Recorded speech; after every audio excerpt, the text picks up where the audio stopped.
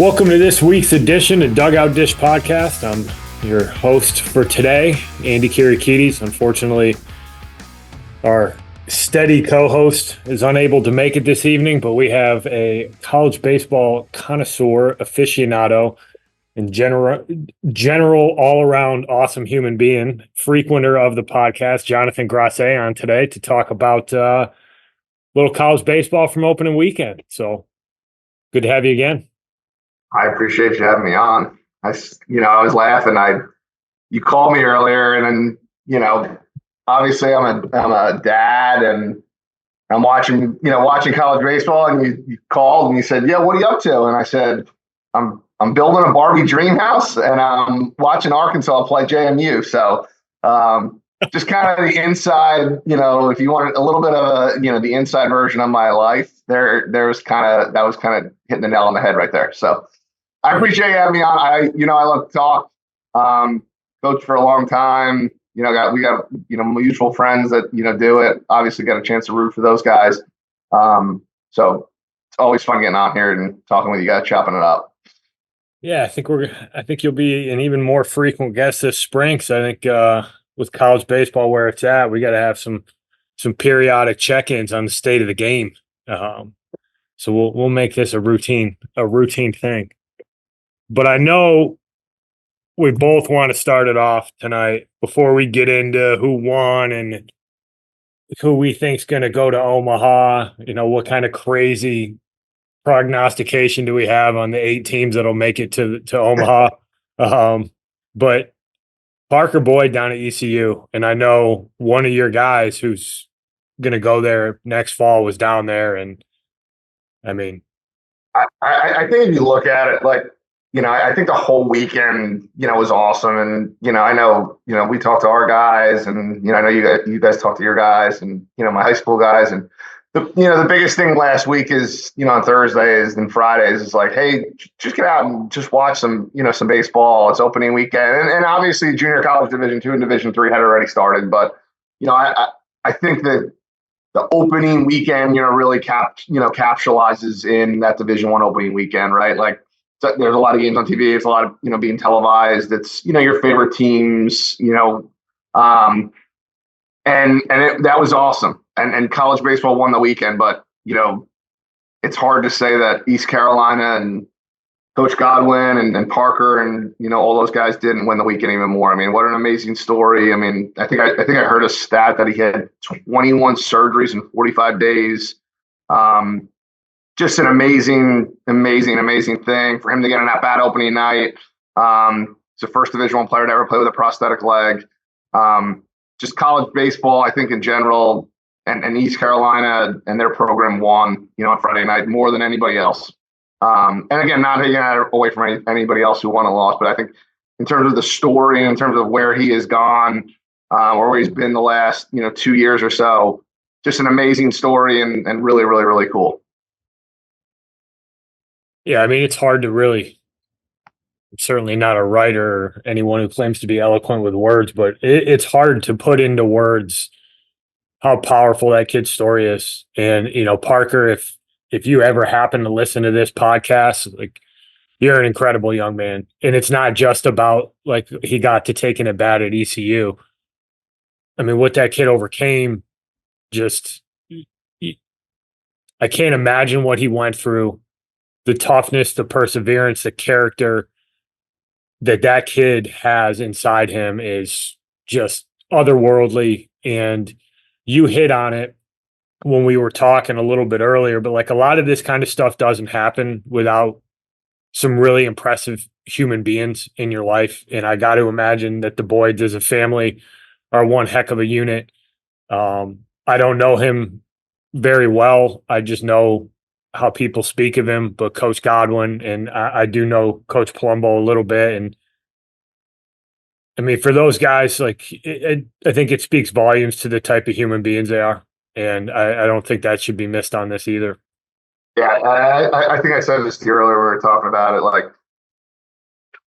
and I don't know those guys great either. I know friends who have worked there and, been around that program, but I think just like hearing stories about how Coach Godwin runs that program and how those guys operate. It's like one of the least shocking things, the way they handled the whole thing, which I think speaks volumes for that program, and the way that they do things down there is that for me to even think that, I think that's super impressive, and more so as how do you treat people? You treat people the right way. You put your hat on every day and you go to work, and just super impressive. I saw a video earlier, even after we talked to Andy, it was probably like an hour ago.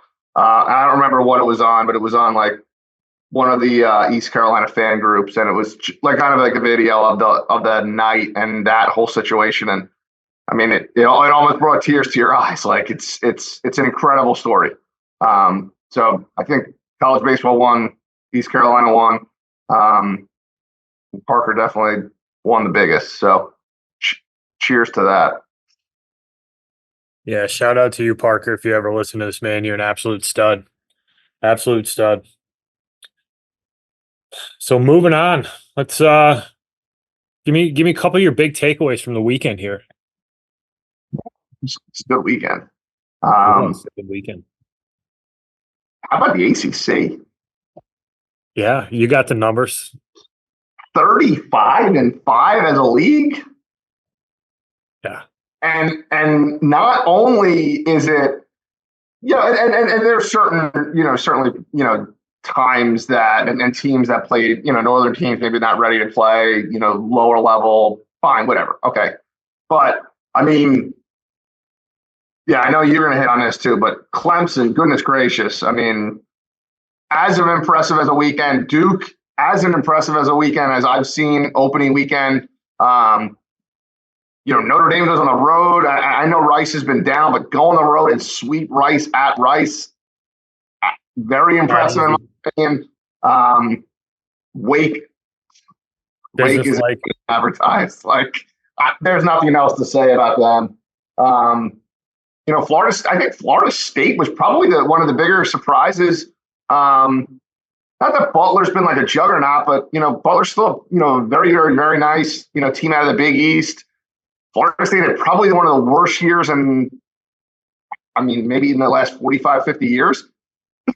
Last year, it was the first time they didn't go to a regional. And they not only beat Butler, but they 10-run them twice. So I thought that was impressive.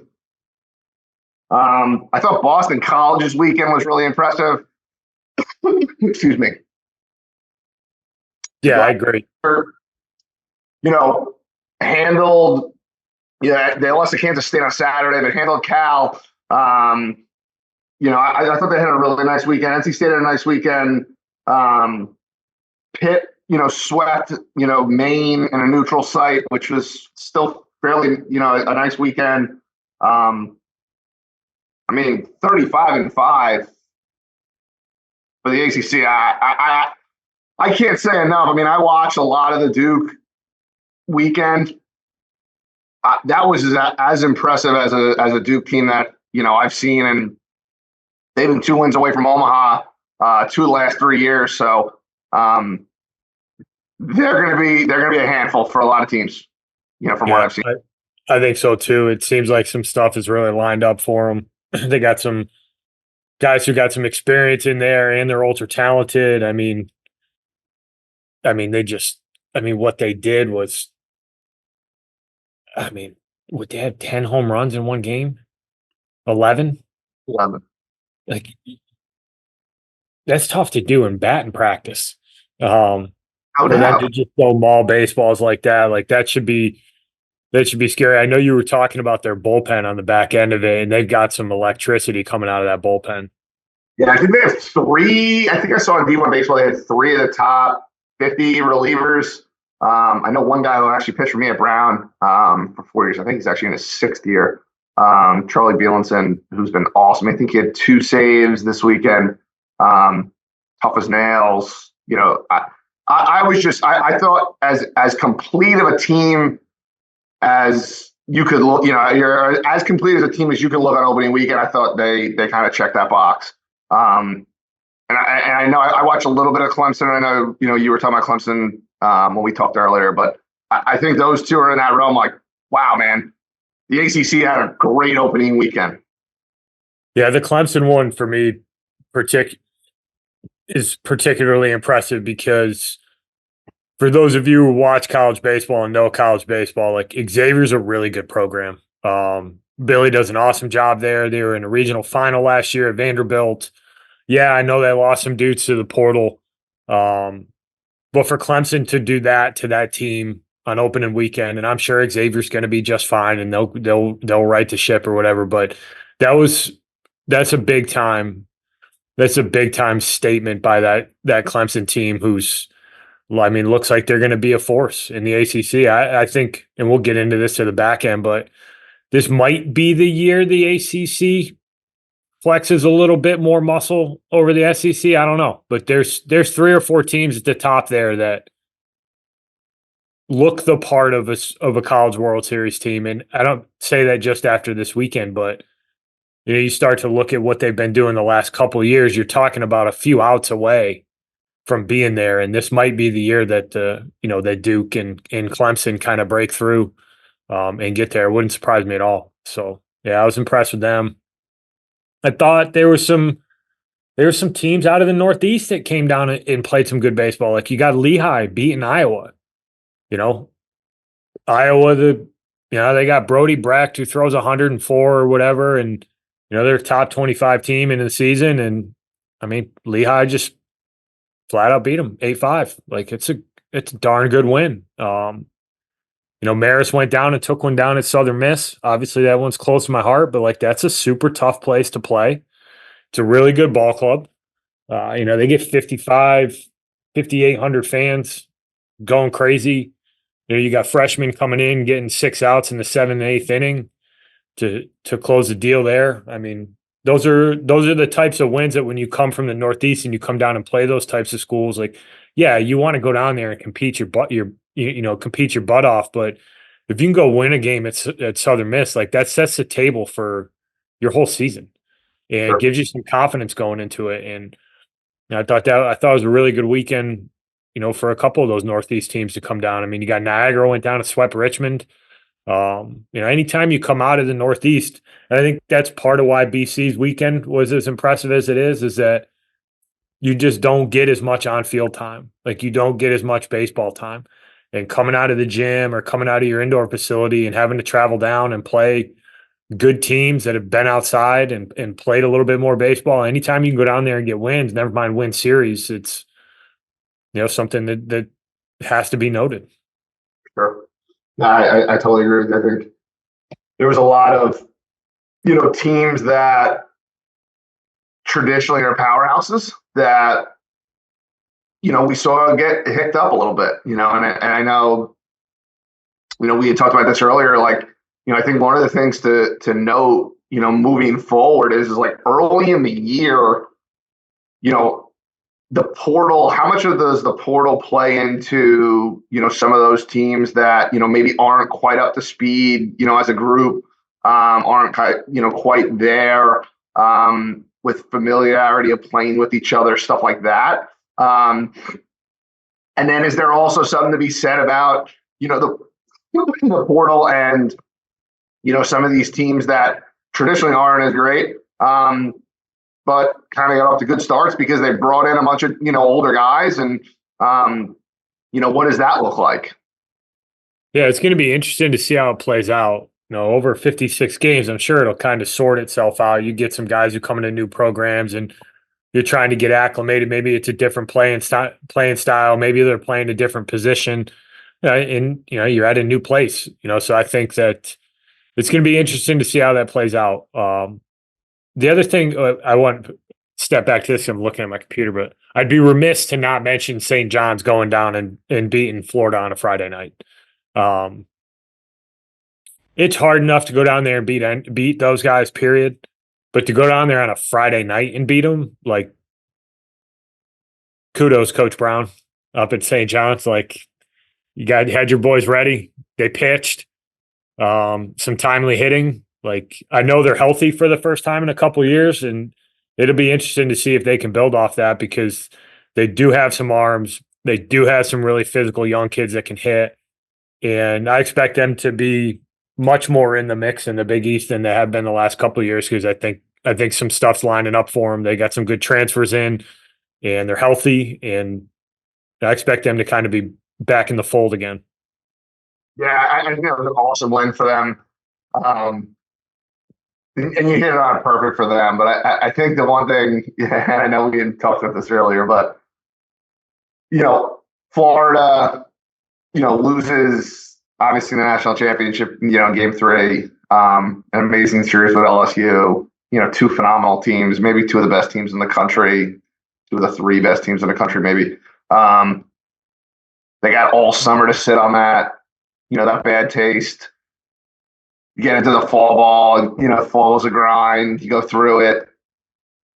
Preseason, you get the holidays, preseason practice, Friday, opening day, as long as it's been since you played a game last, right? And you lose St. John's. And again, nothing to take away from St. John's on that. But goodness gracious, North Florida tomorrow on Tuesday. I wish you the best of luck because I know I don't know Sully personally, but I know a lot of people that play for Sully and worked with him. And just goodness gracious, I wish you the best of luck tomorrow on Tuesday because they got to come to you. It's probably a 3.5-hour trip up to Jacksonville. And I know for a fact he hasn't been thinking about anything but that loss on Friday night. And for them to get rained out on Saturday and Sunday, You're probably getting 3 innings of Caglione, 3 innings of their Sunday guy, their best bullpen guys. Giving any betting advice, but if Gators tomorrow, guys. Hammer the over. I don't know when this is going to be aired. It's probably going to be after, so I'll feel like an idiot when it gets aired. But goodness gracious, man.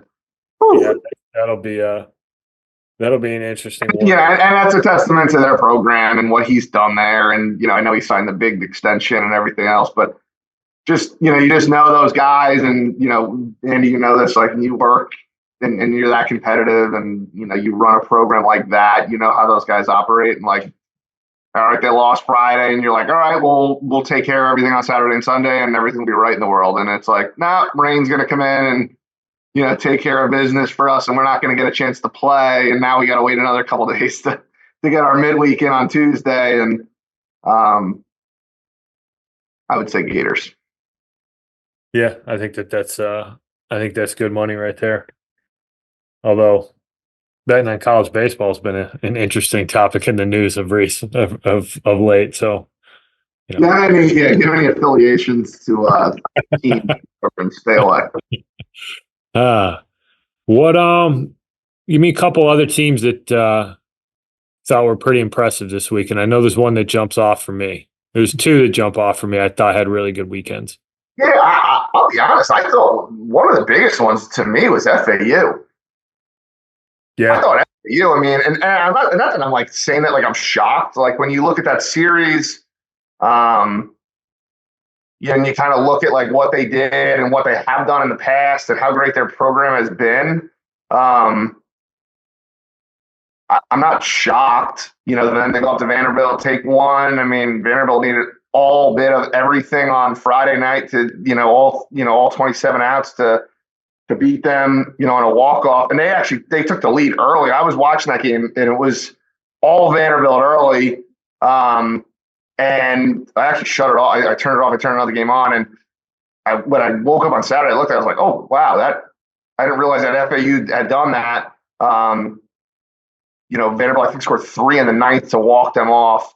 And then FAU beat them on Saturday. So I think FAU was one of those teams that, not that I'm shocked at all, because I think when you looked at the series, you're like, wow, I'm actually, I think more so that I think the SEC challenged themselves this year early, it seems like, which they had not done in the past, where, they've kind of scheduled some earlier, some easier opponents, whereas this year they definitely challenged themselves.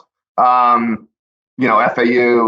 some of the others that Ole Miss went to Hawaii, which, never easy going on the road. You're in paradise, the whole deal.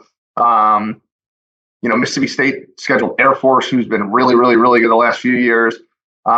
So I think they challenged themselves a little bit more than they have in the past. But FAU to me jumped out as like that was as impressive as I know they lost the series, but as a road team opening up, the weather was terrible all week, all weekend on the East Coast. For them to go up into the cold in Nashville, I was impressed with that. I thought that was a big one for me. Yeah, the two that I got my eye on is one, Campbell just reaffirming that they're a really good program and not a program that was flying high for a couple of years. Santa Barbara can really, really pitch. And kudos to Santa Barbara for coming east and going to play a team like Campbell. One of the big topics has been the one of the most impressive things of my weekend too is just like, and I didn't realize it to be honest with you until Friday morning when I was looking at my app. For Santa Barbara to come east, and anyone that's coached or anyone that knows kind of the West Coast that always seems to have an issue with the RPI, and if you follow on social media, you see that they always seem on Selection Sunday to have issues with how they do the rankings, et cetera, et cetera. Impressive for them to come east to go to Campbell, and like it wasn't like they and again this has nothing to do with Campbell, but like it's a mid-major. That's what Campbell is a mid-major. It's not Santa Barbara coming east to play North Carolina State because they got a really good guarantee. Like they came east to play a top tier mid-major program, which Campbell is year in and year out the last few years, and they came east to do it, which I give them a ton of credit. I give Coach It's a ton of credit because a lot of those teams out west have hid behind it's the RPI. The RPI is not favored, for us, et cetera, et cetera. And they said, we're not going to make excuses, and I give them a ton of credit for it. So that was awesome. Yeah, I think that stuff's super cool. Campbell just, they're good. They're really good. Like they're not just a program that had a couple really high-end pro guys and a couple arms that kind of carried them through the last couple of years. Like that's been a build in the making. They got a legit facility now, and they got that program rolling. And Santa Barbara can flat out pitch. They're preseason top 25 team. It's a big series win for Campbell. And I think the other thing too is, and I'm going to mention another CAA team here in a second, but dude, the CAA is going to have that's a 3-bid league this year. And could be 4 if somebody wins a tournament that shouldn't. The other weekend that they weren't super highly touted, bottom half of the Pac-12 and the final year of the Pac-12 kind of preseason stuff, but taking 2 out of 3 from Northeastern is an impressive task for Arizona. And that's not a knock on Northeastern at all. Like that team is going to be in the mix. They're a team that's good enough to get to a super regional. They got front end pitching. They got a couple of the best prospects in the country. Going west is hard, but for Arizona to beat those guys 2 out of 3 times, like Pac-12's got another team in the mix that's probably going to cause some problems on the weekend when push comes to shove. And I thought that was a big weekend for those guys, and couldn't be happier for Coach Vance. All that dude does is coach the heck out of pitchers, and they're off to a good start there. That was a good matchup. And, another one, like, good for Northeastern. Like, they could go play some random team down south and go get your 3 wins, but they challenge themselves, and, you're going to fly out west and play Arizona. Like, good on you, Coach Glaff. Like, those guys will be better for it. No, I'll be honest. I think it's more of an indication of what Northeastern's program has turned into. That's that big of a win. Yeah, you know what I mean. Like I like, 10 years ago, if you would have said, "Hey, Arizona beat Northeastern 2 or 3," I think you would say, "Okay, yeah, that's." But I mean, that's really cool to what Northeastern has turned themselves into. It's just Northeastern's turned themselves into a program that is that legit. Yeah, and they're going to be a problem. And like I said, back to kind of the CAA, between them, Campbell, and UNC Wilmington, those are 3 really dangerous teams. They're all super athletic. And I mean, Charleston had a pretty good weekend. I think Charleston's going to be better this year too. I know they've been, a little bit up and down the last few years.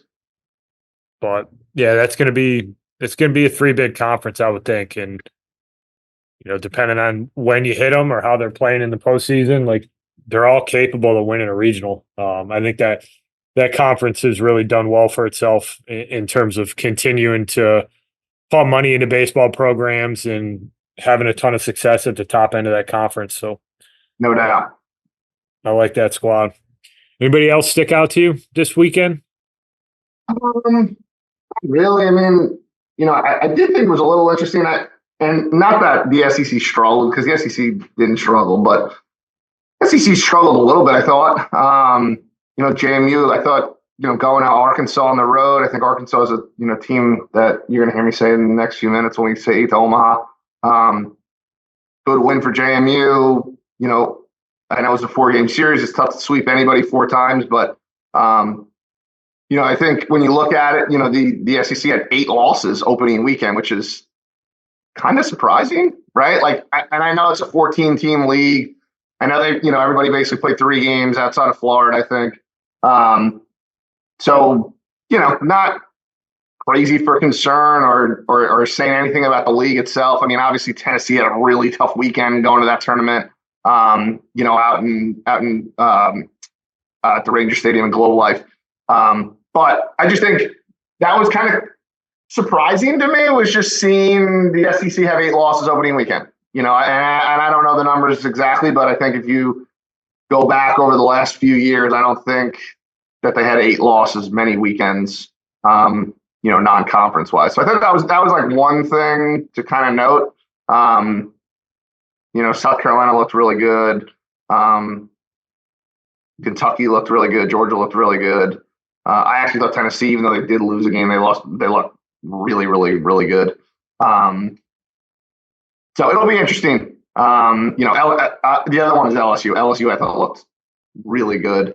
They played 2 tight ones on Friday and Saturday, and then kind of handled business yesterday and today. Again on Monday.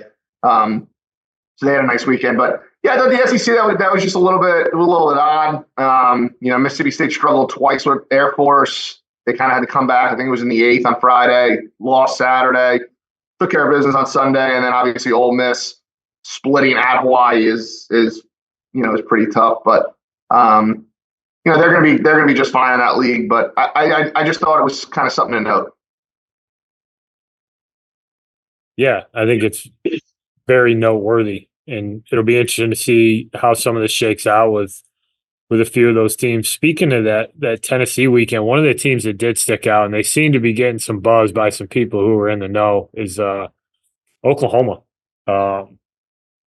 People seem to really be on that train, and I think that's going to be an interesting one to watch because the Big 12, you got TCU, you got Texas Tech. Oklahoma State had a tough weekend. Not how they want to open up the season. You're wondering if there's a door open there for Oklahoma to slide in and make some noise here. I know Kansas State's got a little bit of buzz going into the year, and Coach Hughes has got them playing really well. But that was, to go and beat Tennessee opening weekend, if you're Oklahoma, like that's got to make you feel pretty good about where you're headed. No doubt. I'm not going to say too much more because when we get 8th to Omaha, that you're kind of ruining the surprise here for me. Because what the heck? All right. Well, let's get into it then. So 8, and I was thinking about this when I was writing it out after we had talked earlier. And 8 for Omaha's. Yeah, I know there's only going to be 8, but it's February 19th. It's absurd to even write down 8, right? Like as I'm doing it, I'm going, this is way, way, way harder than I originally thought. Like way harder. Because of what we just talked about. There's so many good teams, so many people had good weekends. You have your kind of sleepers, like I had Oklahoma down, what an awesome weekend. But there's just so many good teams, teams get hot. But I'll give you 8. I have no idea how accurate this will be, but I'm going to give you 8. This is my 8. Wake, Wake's going to go back to Omaha this year. I don't see. I mean, barring some major injuries, that they'll be fine. LSU is going to be in Omaha again. I think when you look at the pieces they added the number one, transfer portal recruiting class. They still have Tommy White. They got this freshman from New Mexico, this left-handed hitter. I think he's like, I was watching today. I think he's like 7 for his first 9. They're really, really, really good. I think the biggest thing for LSU, and I said this a year ago or just about a year ago, and they can have enough pitching depth. And obviously they hired Coach Eski in the offseason.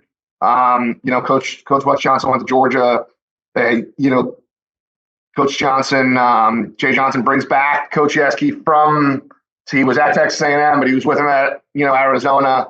I think that'll be an interesting dynamic is how much can he get out of that pitching staff, because he's been a wizard everywhere he's been. And he's gotten the most out of staff with probably a lot less talent.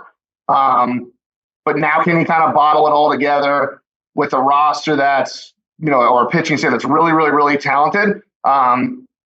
But was kind of always last year outside of Skeens, was always the question mark of that roster. I have Arkansas going back to Omaha. I got Tennessee going back to Omaha. And I'm not really going out on a limb. And I know probably you're just like, well, you're just bashing the SEC because they had 8 losses and 3 or first 4 are the SEC. It's still the SEC, right? Like they're going to get themselves squared away. I think Oregon State goes back to Omaha this year. I just think they kind of have it figured out, in terms of like what the roster is, what it needs to be. They had some transition with the coaching staff change. I think this is the year that Oregon State kind of gets back. I know they had a nice weekend this weekend. Not that, again, that you can put too much emphasis on opening weekend, but I just think Oregon State, I think when it's all said and done, they've been there for a long time. They've been really, really good for a really long time. I think they figure out a way to get back to Omaha this year. I think the Gators, kind of like what I was saying earlier with, I know they lost on Friday. St. John's haven't played. They're 0-1. They're the winless team. It's opening weekend on Tuesday, and they haven't won a game yet. But Sully does such a good job down there. They're always in the mix. I think they get back.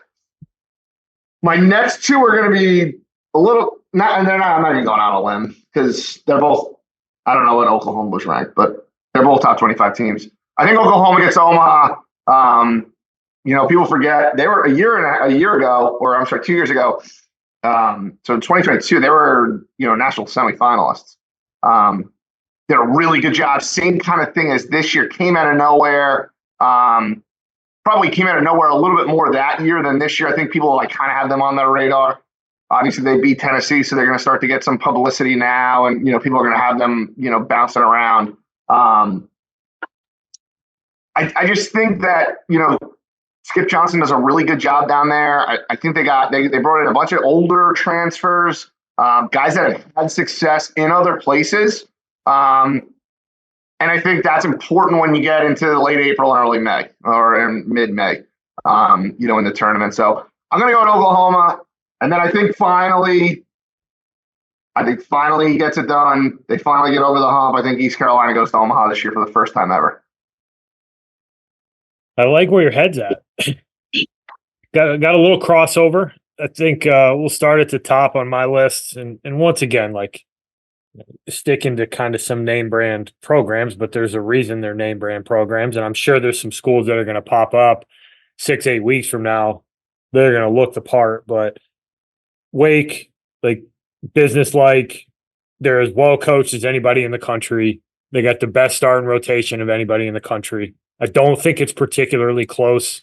I think there's some schools that can make an argument, but I mean, Hartle and Burns, and then you got to face those 2 cats who are completely different pitchers.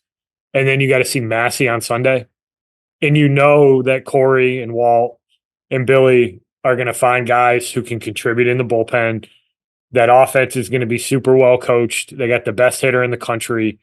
They got one of the best athletes in the country running around in center field now. They're tough to bet against.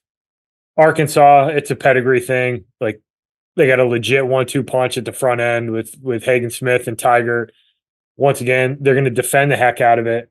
They're super super athletic and they're going to pitch. Like Matt Hobbs will be dialed in. And that is a super tough place to play. So if you host a regional, you got a nice path to a super. And if you're in the top 8, like if you got to go through Arkansas, that's a tough task.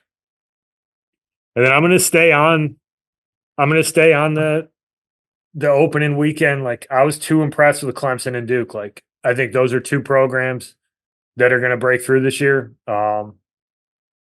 We'll see. I mean, the ACC is a grind. You're always one injury away from it not going the way you want it to go, but both super impressive. They both look like they got the pieces to do it. Duke's been on the cusp. I think they break through. LSU, you pretty much covered that one. They got power. They got some really nice transfer guys coming in. They got some young cats who are going to step in and contribute right away. I think the West Coast team is going to be Oregon State. I think that Caraway and Bazana might be the best 1-2. You call them like the best 1-2 punch in a lineup there is in the country. I mean, the Bazana kid's an absolute electric factory. Watching that kid swing a baseball bat is just fantastic. And Caraway smashed baseballs all weekend. They might have a little bit of chip on their shoulder since they don't have a conference right now, so maybe they're out to prove out for blood. But I like that squad. I like this Texas A&M team, and I don't think I would have said that before this weekend. But for them to only give up 1 run was super impressive. Huge home field advantage. They're old in that lineup with one of the top 5 offensive players in the country. So I think they add some legitimate experience. I mean, Hayden Schott goes from Columbia to the 4-hole and just smashes baseballs all weekend. They got a kid who's caught a ton of games and won a bunch at Penn in Jackson Appel, who's at the top of the lineup. Like, I think that's the kind of stuff that gets you over the hump at the end of the year. So if they can continue to pitch the ball, I think A&M. Oh, and they get the Montgomery kid from Stanford.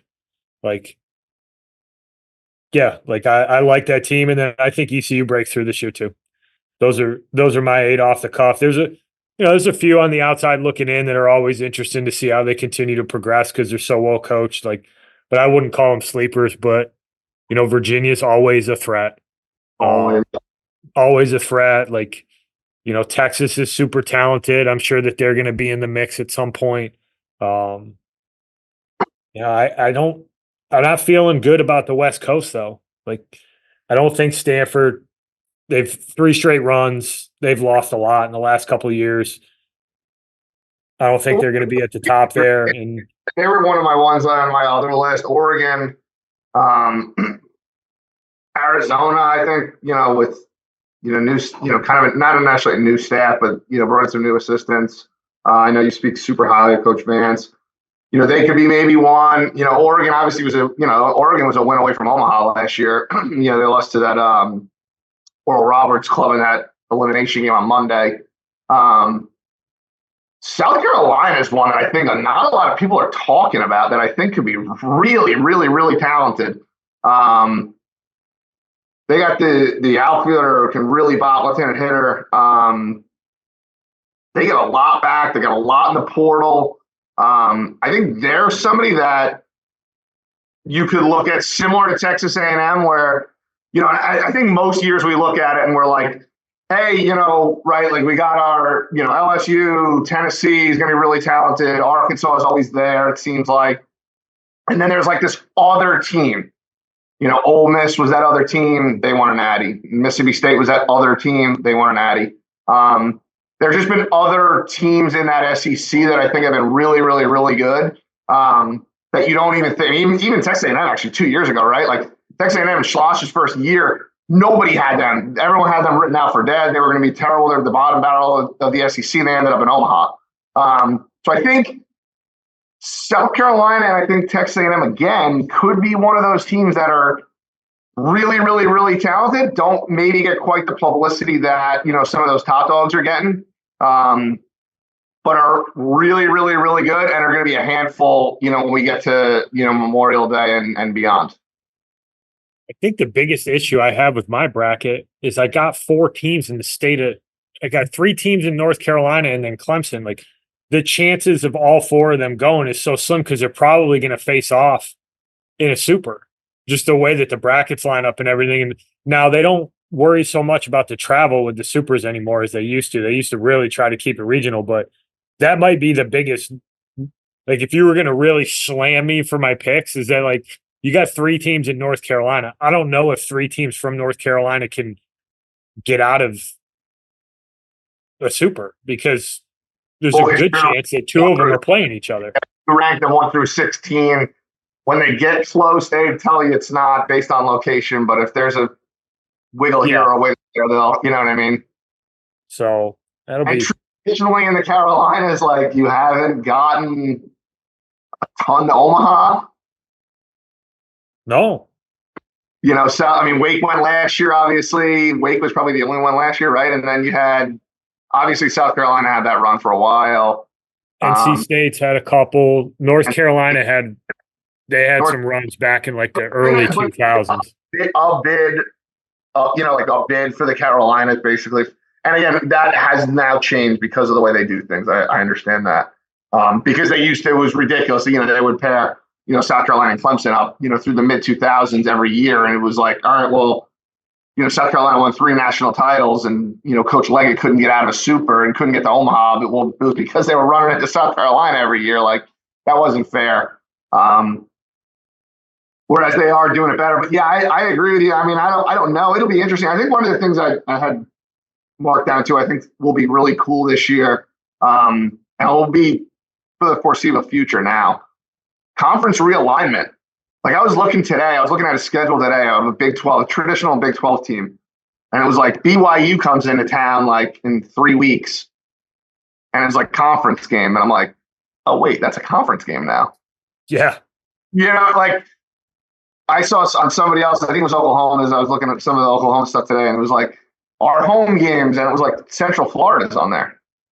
And I'm like, wait, you just don't think of Central Florida being in the Big 12.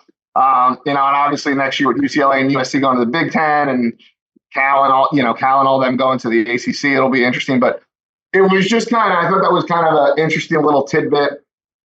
And I think it will be when we do our, conference tournament preview, right? Like it will be an interesting thing to see when we get to conference tournament time, like, hey, Central Florida, who they haven't been great lately, but they had a stretch there for a long time where they were really, really, really good. Like, are they throwing a wrench into the Big 12 tournament this year? Is BYU, who's been very good out west for a long time, like, are they throwing a wrench into, taking a spot from a team? Are they able to beat a team in the Big 12 tournament? Like, how does all that kind of shake out? But it'll be kind of something to kind of look at. I think it was something just kind of interesting to me. Like, wow, that conference realignment stuff's going to be is here to stay now. Yeah, there's all kinds of movement going on, and I don't think it's going to change. I think you're going to continue to see this stuff get consolidated down. What? Give me a couple sleepers. I mean, I think when you look at sleepers, I think you always have to look at an Indiana State, right? I mean, they had a really good weekend, beat UConn in a neutral site down in South Florida. Dallas Baptist always in the mix. I think it's almost hard to even say some of those teams are sleepers because it's like you look at like you roll off some of them like a Georgia Southern, Coastal, Dallas Baptist, Indiana State. Like, are they even mid majors? Like, I don't even like. Yeah. I guess like because of the conference, but is everyone okay with saying the Sun Belt's a mid major conference in baseball? Like, not me. No, but I think that when you're not in some way, shape, or form associated with big time football or playing in one of those big conferences, people just assume that they're sleepers. Like nobody wants to see Dallas Baptist in a regional. Yeah. No shot. You do not. If they show up in your bracket, it's a lose-lose because you're supposed to beat them, but they're plenty Disaster. good enough to beat you. Yes. And not only them, like, like I said, like any of them, like Texas State. I mean, Texas State split with Texas last year when Texas was top five in the country. Like, in a midweek, like Texas State's really good. Like, we were talking earlier, UL Lafayette, right? Like ULL hosted regionals, like atmosphere through the roof. Like those teams, like quote unquote mid majors, but I mean, Oral Roberts made it all at Omaha. Like, and they don't even have quite what some of those Sunbelt teams have in terms of resources. Like Coastal. I mean, Coastal lost 2 of 3 this weekend. Indiana played awesome, by the way. Coastal loses 2 of 3 this weekend, and everyone's like, well, they're down now. And it's like, well, let's see in 2 months where they're at. 3 months, like, still Coastal. Like, they won a national championship. So I think that's one of those things where you're like, hey, some sleepers. Like, I think you got to say anybody in the Sun Belt, that can kind of turn it on, especially with the likes of a Georgia Southern. They're always loaded. ULL, Texas State, Coastal, obviously. Troy's been really good. I mean, Troy's been really good, year in and year out. South Alabama's been really good year in and year out. Those are the ones I think you got to look. I mean, and obviously Indiana State, just what they did. They had an opportunity to host the Super last year. Obviously, with the Special Olympics thing was, it didn't work out. But I think for what they have done in that MVC, I mean, that MVC has turned itself into a really, really good baseball league, to be honest with you. With Dallas Baptist and, Indiana State, Illinois State, I believe was in a Super 5 years ago or so. You had some really good baseball in that league. I think when you look at like those 2 leagues, I think those are probably your 2 big ones. Conference USA with realignment, I think it's hurting them in baseball a little bit. The American, maybe a Houston. I think it's hurt them in realignment as well. I mean, East Carolina's in there, obviously. But I think those would be kind of your field. I mean, shoot. I mean, you think about what FAU did this weekend. I'd throw them on the list too, right? Yeah, you definitely got to have your ears perked up with those guys now. Like what they did this weekend has got to make you go, okay, this is a team you might want to pay attention to. It's just not easy to do that. It's not easy to go in there and play toe to toe. And like early in the season, yeah, you're obviously trying to win, but there's something to be said about going into a hostile environment where you're not supposed to win. Preseason top 10 team, all the pedigree, they got everything going for them. You walk in there, not only do you win a game, but you could argue that for the bulk of the 27 innings that were played, they were the better team. And, kind of a Pyrrhic victory, but, still, like if you're FAU, you got to feel pretty good about where you're headed, and you just hope you can kind of keep it going this weekend. I don't know who they got coming in this weekend, but, you got to, try to keep it rolling. The Dallas Baptist one is they're on my list too. Like, they're so much better than people think. To like the casual college baseball fan, they have no idea how good that program is. You'll see them in the top 25 at some point this year. They got arms. The facility's legit. They're as well coached as anybody. And then you mentioned another one that I thought Indiana was awesome this weekend. Like, I could see them making a run at it. What was the last time they went to the College World Series? What, Schwarber? Yeah, with Tracy Smith, right? In 2010, I guess that would have been. Yeah, I like that team. And then I'm forever on the Northeastern bandwagon. I just love the makeup of that team. And yeah, I'm partial. I love that coaching staff. Glavs is man. Coach Cobb. So tough. Cobb is so good at what he does with that pitching staff. And, they got draft prospects. They got high-end arms. They got 3 really good arms they're going to run out Friday, Saturday, Sunday with Scotty. I probably pronounced it wrong. The Coloran kid's coming back off of Tommy John, but I mean, he's electric. I mean, he's a mid to upper 90s guy. And then they get the freshman coming back from last year, Colvin, who's fantastic. Pitched or Cabral, excuse me, Cabral pitched on Team USA. Like, yeah, you got the best outfield, maybe the best outfield prospect in the country. I'm sure Vance Honeycutt and a few other guys have something to say about that. But, the Maldonado kid playing right field. They got the McGregor kid coming back, smashing doubles and home runs. Like, that's a dangerous squad. It's a dangerous squad. Any other parting thoughts, Coach Grosse? I don't think so. I think it was pretty good. I'm excited for a fun year ahead, and look forward to chopping it up with you guys.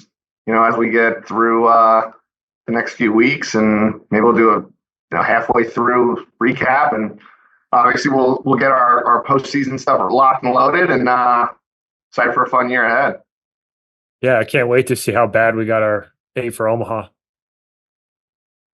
I mean, we'll have to do. I believe I was 8 for 8, right? In super picks. I think that's what I was. Yes, you were. You ran the table in super if picks. I get even like 4, I'll be shocked. I mean, I think some of them are like, but again, like it's February 29th, right? So you're like, yeah, some of these are slam dunks, and then we'll look back, 3 months from now and be like, what was I thinking? Even putting that team in there, whether it's injury or whatever happens. Obviously, it's it's college baseball, but it'll be fun to look back and say how many did we did we get right, and we had a lot of crossover too. So it'll be fun to see how many we got right on February 19th, and good time. Yeah, man. Well, appreciate you joining. We'll run it back here again soon. Coach Glass will be back for that one. Chop it up even more. He's always got some great insights. He's a man of knowledge. So, yeah, man. Thanks again. We'll do it again here soon. And everybody out there listening, 1, go watch college baseball because it's awesome. 2, subscribe to the podcast because we got cool people like Coach Grosse who come on and talk about baseball with us. And 3, thanks for listening. Thanks, everybody. Thank you for listening this week. If you're watching on YouTube, go ahead and hit that subscribe button and smash that like button for us. Check us out on Apple Podcasts, Google Podcasts, as well as Spotify. You can follow us on Twitter and Instagram at EMD Baseball. If you want to find out what me and Keith do to help families and players navigate the recruiting process, go ahead and check us out on emdbaseball.com. Take a few minutes to check out our new online academy. I promise you'll get some good information out of that. Thanks again for listening. Check in with you next week.